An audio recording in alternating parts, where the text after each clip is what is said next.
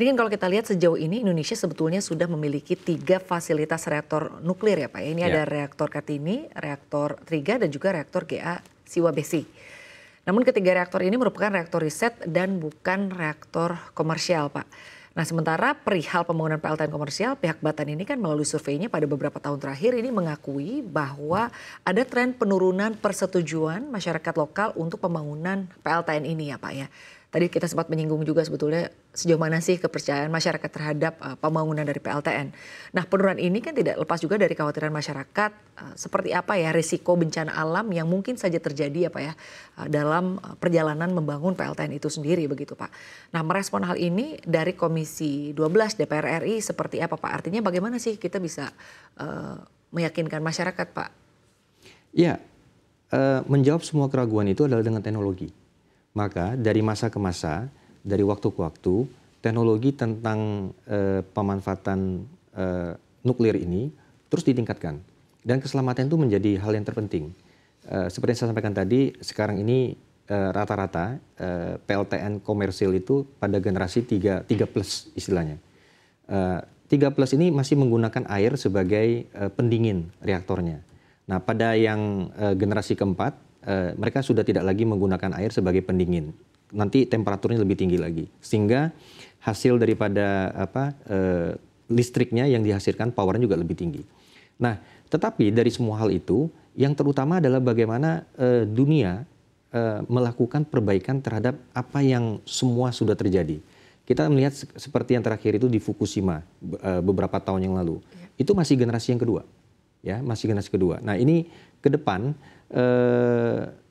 teknologi ini akan ditingkatkan. Nah, ketika teknologi sudah ditingkatkan, yang diperlukan itu adalah kemudian sosialisasi kepada masyarakat. Sosialisasi kepada masyarakat ini penting untuk meyakinkan bahwa sebetulnya ini baik-baik saja, nggak ada masalah.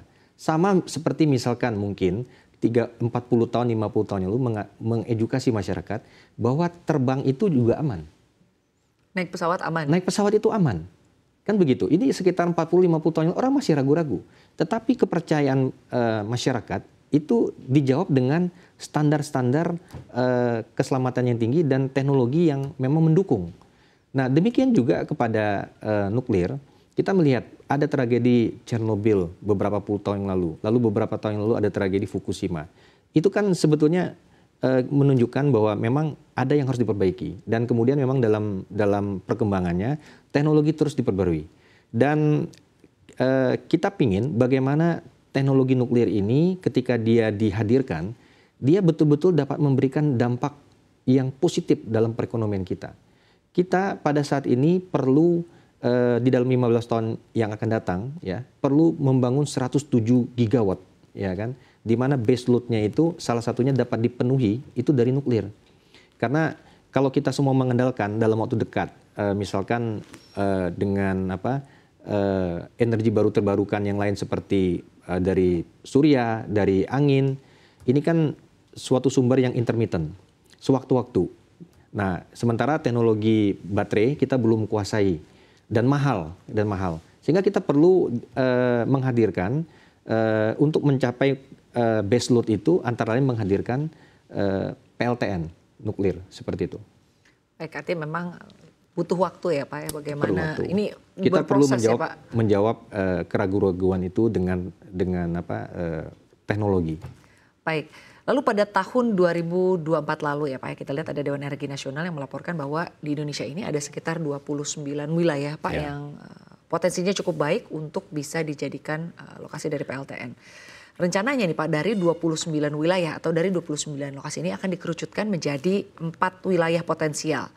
Bagaimana tanggapan Anda Pak terkait dengan hal ini? Lalu juga sejauh mana komunikasi yang sudah terjalin antara Komisi 12 DPR RI dengan DEN terkait penentuan atau penetapan wilayah-wilayah yang kedepannya akan dijadikan pembangunan PLTN ini? Ya, kan seperti saya sampaikan tadi ada beberapa titik yang akan dikembangkan, misalkan di Bangka Belitung, kemudian juga di Kalimantan Barat dan seterusnya. Pada daerah-daerah yang dimaksud itu memang sudah dilakukan sosialisasi awal, ya. Jadi sudah dilakukan semacam sosialisasi, kemudian pelibatan akademisi dan seterusnya. Dan daerah-daerah itu memang sudah dilihat daerah-daerah yang jauh dari misalkan gangguan gempa, ya. Karena ini penting. Misalkan pada Jepang, kita lihat Fukushima itu kan menjadi masalah karena ada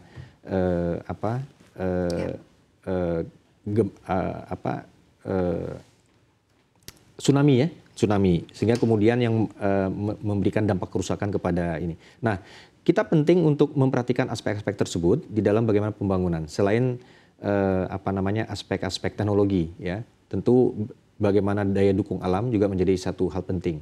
Dan kami mempersilahkan dan mendukung kepada DEN untuk meneruskan ini.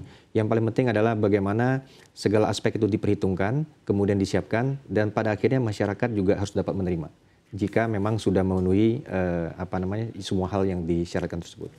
Baik Pak, artinya memang sebetulnya ini kedepannya nanti masih akan terus dilakukan komunikasi-komunikasi ya Pak ya terkait dengan penetapan dari wilayah-wilayah ini. Berkait dengan keselamatan, tadi Anda sempat menyinggung bahwa pemerintah juga harus berupaya memikirkan bagaimana keselamatan dan keamanan ya Pak ya dari PLTN ini sendiri. Dan juga mungkin yang tidak kalah penting adalah bagaimana memikirkan mitigasi resiko ya Pak ya. Apabila misalnya terjadi bencana, sebut saja gempa misalnya ataupun tsunami. Nah, tinjauan atau dukungan industri perasuransian Pak untuk pembangunan PLTN ini sejauh ini sudah seperti apa? Nah, jadi saya pikir ini kan sesuatu yang sangat niche ya. Dan ini merupakan satu paket nantinya di dalam pembangunan PLTN itu sendiri. Ya, dia ada satu industri yang tentu akan mengcover ini dan nanti merupakan bagian daripada kelengkapan di dalam bagaimana mendukung pembangunan. Nanti kita akan lihat nanti seperti apa. Baik, lalu terakhir Pak, bagaimana pesan Bapak terhadap pemerintah dan juga seluruh stakeholder di bidang energi dan harapannya seperti apa Pak agar transisi energi dalam negeri ini bisa berkelanjutan dan juga bisa berjalan sesuai dengan target-target yang ditetapkan? Ya, jadi di dalam bagaimana kita membangun energi Indonesia menuju bagaimana mencapai pertumbuhan ekonomi 8%, ya. Jadi pemenuhan yang bisa kita lakukan ini salah satunya lewat penyediaan energi dari nuklir ini. Dan kami berharap bahwa kita bisa bersama-sama ya bagaimana di dalam nuklir ini kita bisa hadirkan bahwa energi nuklir ini merupakan satu harapan, ya. Tetapi dia jangan menjadi masalah di kemudian hari. Dan untuk itu saat ini sudah siap bahwa teknologi ini bisa dihadirkan. Dan kami merasa bahwa di Komisi 12 kami merasa bahwa sudah saat ini dihadirkan dan ini sudah sesuai dengan apa yang kita rumuskan, baik itu di RUKN, Rencana Umum Ketenagalistrikan, ataupun yang ada di kebijakan energi nasional.